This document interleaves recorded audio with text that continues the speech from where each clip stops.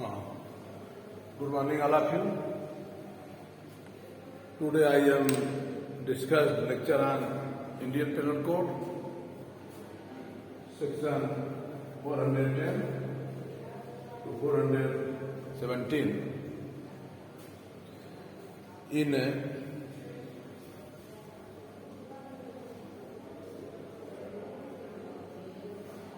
property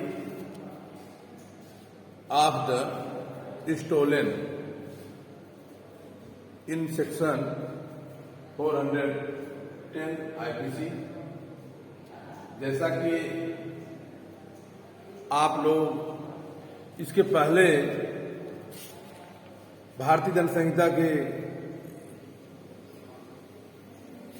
आपराधिक विधि की व्यवस्था के अंतर्गत आपने संपत्ति का आपराधिक दुरुपयोग और संपत्ति का आपराधिक न्यास भंग, संपत्ति का आपराधिक दुरुपयोग और आपराधिक न्यास भंग के संबंध में आप लोगों ने इस पर डिस्कस किया, जो कि आपको यह भारतीय दंड संहिता की धारा 403, 404, 405, 406, 407, इसके बाद भारतीय दंड संहिता की धारा 408 लिपिक या सेवक के अभिरक्षा में कोई आपराधिक न्यास भंग, क्रिमिनल ब्रीच ऑफ ट्रस्ट किया जाता है तो इसके लिए दंड का प्रावधान भारतीय दंड संहिता में किया गया था। इसकी चर्चा हमने आपको पिछले कक्षाओं में किया।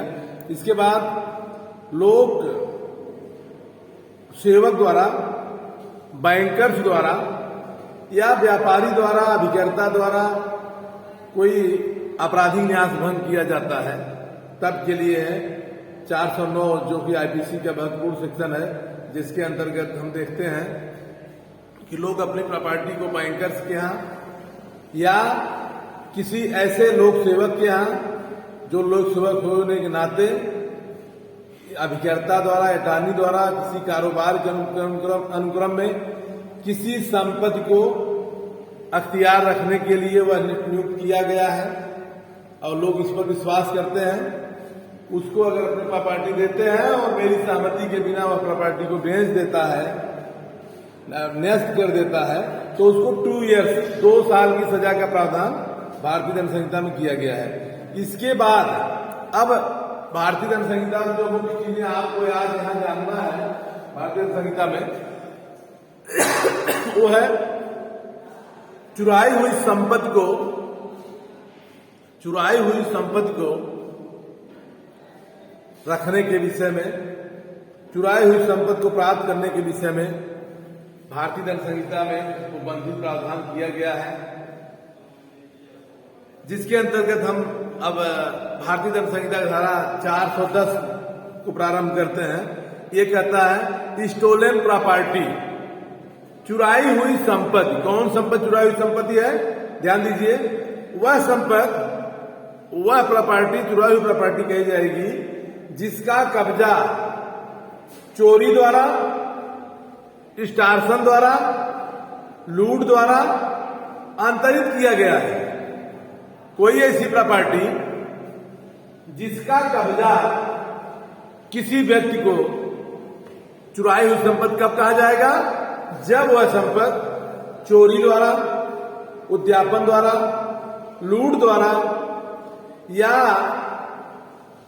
वह संपत्ति जिसका आपराधिक दुरुपयोग किया गया हो, जिसके विषय में आपराधिक न्यास भंग किया गया हो, चुराई हुई संपत्ति कहा जाएगा। चुराई हुई संपत्ति कौन कहा जाएगा?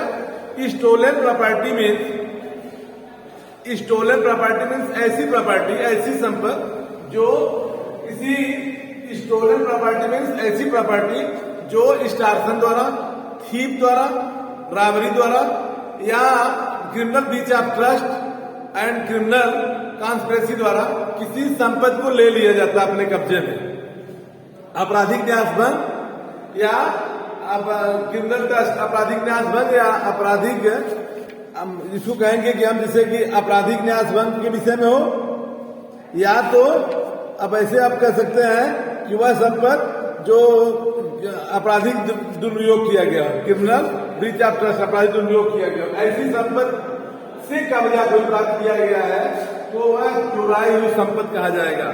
अब ध्यान दीजिए, भारतीय दंड संहिता की धारा 410 कहती है कि किस प्रॉपर्टी को हम चुराई हुई प्रॉपर्टी कहेंगे।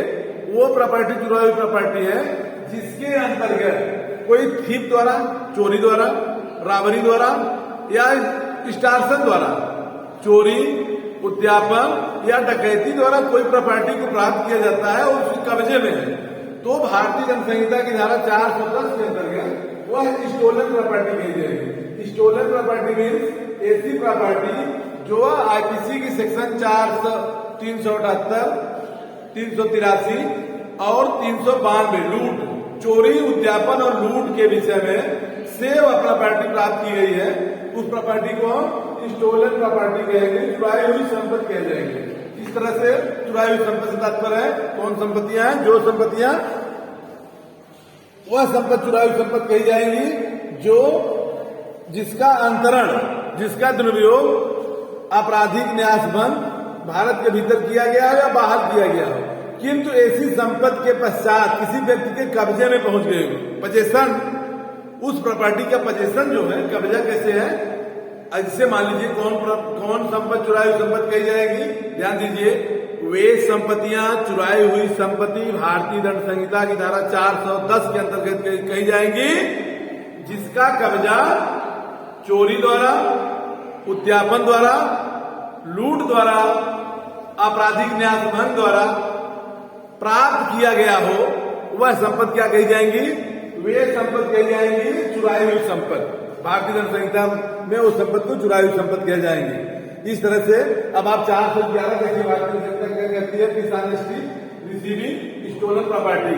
कौन सी प्रॉपर्टी, चुराई हुई संपत्ति को बेईमानी से प्राप्त करना, चुराई हुई संपत्ति को बेईमानी से प्राप्त करना, डिसऑनेस्टी रिसीविंग स्टोलन प्रॉपर्टी। चुराई हुई संपत्ति को बेईमानी से प्राप्त करना किसको कहा जाएगा, जो कोई एनी पर्सन, जो कोई व्यक्ति किसी चुराई हुई संपत्ति का यह जानते हुए या विश्वास करने का कारण रखते हुए कि वह चुराई हुई संपत्ति है, जो कोई व्यक्ति किसी संपत्ति पर यह विश्वास करता है, जानता है कि वह प्रॉपर्टी कैसी है, चुराई हुई है, और वह अपने कब्जे में बेईमानी पूर्वक उस डिसऑनेस्टी बेईमानी से प्राप्त करता है और अपने पास रखता है, वह दोनों में से किसी भाग कारावास से जिसकी अवधि 3 वर्ष की होगी।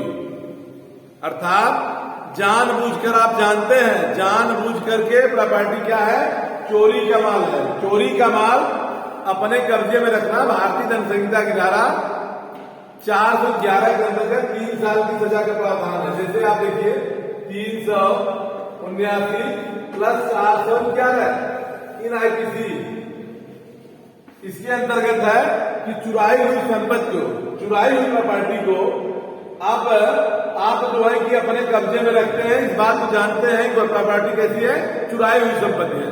चुराई हुई संपत्ति को अपने कब्जे में रखते हैं और जानबूझ करके, तो वह संपत्ति क्या हो जाएगी, चुराई हुई संपत्ति है। ठीक, इसके बाद अब देखिए क्या है, भारतीय दंड संहिता की धारा 411 में पुलिस क्या करती है, किसी व्यक्ति को गिरफ्तार करती है और गिरफ्तार करके कोई माल जो है उसको बरामद करा देती है कि ये प्रॉपर्टी जो है ये चोरी का माल है। ये भारतीय दंड संहिता धारा 378/411 के अंतर्गत 3 वर्ष की सजा का प्रावधान बताया गया है, जिसके अंतर्गत यदि वह व्यक्ति जानता है, जानबूझ करके वह प्रॉपर्टी चोरी है। कौन प्रॉपर्टी चोरी की जाएगी, वे प्रॉपर्टी जो जिसका कब्जा, जिसका पजेशन कैसे हो, चोरी से हो, एक्सटॉर्शन से हो या राबरी से, लूट से हो, चोरी, उद्यापन, लूट अथवा आपराधिक न्यास भंग या ब्रीच ऑफ ट्रस्ट या आपराधिक न्यास भंग के माध्यम से यदि उस प्रॉपर्टी पर पजेशन है और वह अपने कब्जे में रखता है, तो भारतीय दंड संहिता की धारा 411 के अंतर्गत उसको 3 साल की सजा का प्रावधान किया गया है। 3 साल, ठीक, चोरी की संपत्ति को रखना 3 साल का सजा है। भारतीय दंड संहिता धारा 412 देखिए, ऐसी संपत्ति को बेईमानी से प्राप्त करना जो डकैती करने में चुराई गई थी। जो कोई भारतीय दंड संहिता धारा 412 कहती है, 412 में जो कोई व्यक्ति किसी ऐसी चुराई हुई संपत्ति को बेईमानी से प्राप्त करेगा जिसका कब्जा वह इस विषय से प्राप्त करता है वह जानते हुए कि वह डकैती में माल कैसे मिला था, डकैतों द्वारा माल प्राप्त किया गया था। डकैत जो है डकैती किए और माल को अंतरित कर दिए। किसी ऐसे व्यक्ति के संबंध में जानते हुए, विश्वास करते हुए कि वह डकैती या चोरों की टोली का माल है, वह अपने कब्जे में रखता है, विश्वास रखता है, जानबूझकर करता है, तो कठिन कारावास, आजीवन कारावास तक की सजा का प्रावधान और कम से कम 10 साल की सजा का प्रावधान है। ध्यान दीजिए, भारतीय दंड संहिता की धारा 412 में कहता है, 411 में है चोरी का माल बरामद करना। भारतीय दंड संहिता की धारा 411 में है चोरी का माल अपने कब्जे में रखना, 411 में 3 साल सजा है। लेकिन भारतीय दंड संहिता की धारा 412 में है कि वह माल, वह प्रॉपर्टी जो जानते हैं कि वह डकैतों द्वारा माल प्राप्त किया गया है। डकैती की है, उस माल को अपने कब्जे में, माल को बेच दिया, आप जानते हैं कि वो डकैती का माल है, यदि वो अपने कब्जे में रखते हैं तो यहाँ पर भारतीय दंड संहिता की धारा 412 के अंतर्गत उसको आजीवन कारावास अथवा 10 ईयर से कम की सजा नहीं होगी, 10 साल से कम का सजा का प्रावधान नहीं है। यदि डकैती का माल अपने कब्जे में रखते हैं तो भारतीय दंड संहिता की धारा 412 के अंतर्गत 10 साल से कम की सजा नहीं हो सकती है और ज्यादा से ज्यादा आजीवन कारावास अथवा तक की सजा का प्रावधान हो सकता है। 413 में है चुराई हुई संपत्ति को अभ्यस्त व्यापार करना। जैसे अब एक कहावत यहां लागू हो जाएगी, जो कोई ऐसी संपत्ति का जिसके संबंध में वो जानता है या विश्वास करने का कारण रखता है कि वह संपत्ति चुराई हुई संपत्ति है और वह अभ्यस्त प्राप्त करेगा, अभ्यस्त उसका व्यापार करेगा, वह आजीवन कारावास, दोनों में से किसी बात कारावास जिसके बाद 10 वर्ष तक होगी, जुर्माना दोनों दंड किया जाएगा। ध्यान दीजिए, भारतीय दंड संहिता की 413 कहता है कि हैबिचुअल व्यापारी, कैसा व्यापारी? हैबिचुअल, जानता है वो चोरी का माल खरीदता है। चोरी का माल खरीदने वाले का आजीवन कारावास 10 साल से कम की सजा का प्रावधान नहीं है। भारतीय दंड संहिता की 413 में बताया गया है ऐसे व्यापारी का जो जानता है कि माल चोरी का है लेकिन खरीदता है, अभ्यस्त है, हैबिचुअल है, उसको 10 साल से कम की सजा का प्रावधान नहीं किया गया है। अब इसके लिए है कि नामी बनिया और सन्नामी चोर, अगर नामी बनिया और सन्नामी चोर की कहावत यहां लागू होती है। इसके बाद आप देखेंगे चुराई हुई संपत्ति को छिपाने में सहायता करना। चोरी का माल छिपाने में सहायता करना 414 है। 414 में क्या है?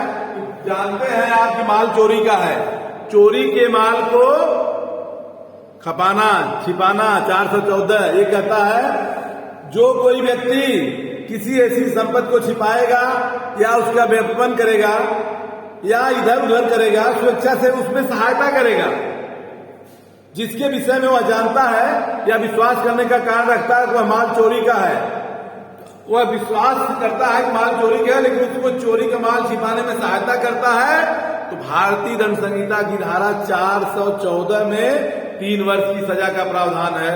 चोरी का माल छिपाने में सहायता करना भारतीय दंड संहिता की धारा 414 में 3 साल का सजा है। ठीक ना? इसके बाद अब आप देखिए, अब इस तरह से आपका चोरी का माल छिपाने में हो गया। 415 चीट करना, छल करना क्या है? जो कोई किसी व्यक्ति से प्रवचना कर उस व्यक्ति को जिसके संबंध में वह जानता है कि यह कपट पूर्वक या बेईमानी पूर्वक आशय से प्रेरित कर लिया गया, ले लिया गया है, या वह व्यक्ति उस संपत्ति को परिदत्त करता है या वह संपत्ति को किसी व्यक्ति को या किसी इस आशय से कि वह जो है प्रवचना करके कि वह चीज सही है उसको लोभ करता है या उसको प्रवंचित करके वह प्रॉपर्टी को क्या करता है कि वह शारीरिक, मानसिक या किसी अख्तियार को नुकसान पहुंचाता है, वो क्या करता है? चीट करता है, छल करता है। जैसे इसके लिए दृष्टांत बताया गया है कि ए सिविल सेवा में होने का मिथ्या अपदेशन इस आशय से बी से करता है कि वह यह विश्वास करे कि वह जो है कि सिविल सेवा में है और उसको जो है क्या करे कि कोई प्रॉपर्टी उसको दे। कैसे? कि वो उसको जैसे मान लीजिए उधार रूप में दे, उसका आशय क्या हो? उसको रिटर्न करने का न हो, उसको रिटर्न न करता हो, तो यह जो है 415 के अंदर चीट करता है, छल करता है, छलिया है, छल करता है।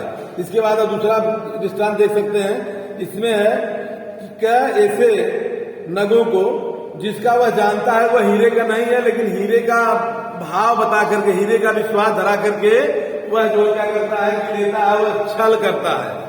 छल करना से तात्पर्य है कि वह असली माल को, नकली माल को असली के रूप में वह बेच लेता है। जैसे कोई भी माल है, फूड संबंधी है, दूध संबंधी है, दवा संबंधी है, जितने भी माल आप देखेंगे उसको नकली माल को असली रूप में, अब नकली खोवा देख रहे हैं, नकली दूध देख रहे हैं, नकली आप जो है कि मतलब दवाएं देख रहे हैं, नकली चीजें, तमाम चीजें हैं। नेशनल इंटरनेशनल स्तर पर जो नकली चीजें का व्यापार हो रहा है, वो चीट किया जा रहा है। वो कौन से क्या कार्य किया जा रहा है? चीट, छल किया जा रहा है। जो भारतीय जनसंख्या धारा 415 के अंतर्गत अपराध है, 415 में इसे परिभाषित किया गया है। 416 में है प्रतिरूपण द्वारा छल कारित करना, चीटिंग बाई पर्सोनेशन। किसी व्यक्ति को, वो व्यक्ति नहीं है लेकिन उसके एवज दूसरा व्यक्ति बताकर प्रतिरूपण द्वारा छल कारित किया जा रहा है। कैसे? जैसे जो कोई व्यक्ति प्रतिरूपण द्वारा छल कारित करेगा तब यह व्यवदेशन या आदेश करता है। जो कोई व्यक्ति किसी अन्य व्यक्ति को के रूप में यह प्रतिस्थापित करता है या व्यवदेशन करता है, वह छल का अपराध का दोषी है। जैसे क्या उसी नाम का अमुक धनवान बैंकर है, वह व्यवदेशन करता है, वह प्रतिरूपण द्वारा छल कारित करता है। जैसे एक आदमी फला व्यक्ति नहीं है लेकिन वह बताता है कि मैं फला व्यक्ति हूँ, फला व्यक्ति बनकर वह जो है कि कोई लाभ कर रहा है, किसी को हानि पहुंचा रहा है, ये प्रतिरूपण द्वारा छल कारित करना। जैसे बैंक में जा रहा है, चेक लेकर फला व्यक्ति नहीं है लेकिन फला व्यक्ति बन जाता है, तो प्रतिरूपण द्वारा छल कारित करता है। या किसी कार्यालय में जाता है, फोटो दूसरे के बदल करके वह खड़ा हो जाता है, वह प्रतिरूपण द्वारा छल कारित करता है। अब यहाँ पर 417 में छल के लिए दंड बताया गया। जो कोई व्यक्ति किसी बात से जो कोई व्यक्ति छल करेगा वह किसी भी बात के कारावास है जिसकी अवधि 1 वर्ष तक होगी, जुर्माने से दोनों दंडित किया जाएगा। छलिया को 1 ईयर की सजा बताई गई है। प्रतिरूपण द्वारा छल कारित करना भी आपको बता दिया गया है। इसके बाद 417 भी हो गया, प्रतिरूपण द्वारा छल कारित करना। इस आशय है ज्ञान से सदोष हानि पहुंचाने का आशय से प्रतिरूपण द्वारा छल कारित करना। इस तरह से आपको यहाँ पर छल के विषय में भारतीय जनसंहिता की धारा, अब यहाँ पर आप देखेंगे कि 415 के दंड आपको 417 में मिलेंगे, जो 1 साल की सजा का प्रावधान है। 416 में प्रतिरूपण द्वारा छल कारित करना, और इसको आप 414 में आप देख ही रहे हैं कि प्रॉपर्टी को जो है कि ऐसे कैसे लेता है स्टोरी द्वारा। 413, 411, 412 चोरी का माल, यहाँ चोरी का माल रखना, चोरी का माल किसे कहते हैं? चोरी का माल कब्जे में रखना, चोरी डकैती का माल अपने कब्जे में रखना, डकैती का माल अपने कब्जे में रखना है, और व्यापारी अभ्यस्त व्यापारी है वो रखता है। इस तरह से भारतीय जनसंहिता धारा 410 से 417 तक की जो डिफिनेशन, जो परिभाषाएं बताई गई हैं, यह महत्वपूर्ण है, जो परीक्षा के दृष्टि से महत्वपूर्ण है और इसे अक्सर पूछे जाते हैं। तो आप कॉमन चीजें हैं, इसको थोड़ा सा आप समझने का प्रयास करिए, और यह परीक्षा के उद्देश्य से आपके लिए बहुत महत्वपूर्ण है, इसको जानने का प्रयास करिए। और यह जो है कि भारतीय जनसंहिता का मेन बेस है, यह आपराधिक विधि का मेन बेस है, इसलिए यह जो है मुख्य चीजें हैं, इसको आप थोड़ा से समझने का प्रयास करिए। धन्यवाद, थैंक यू।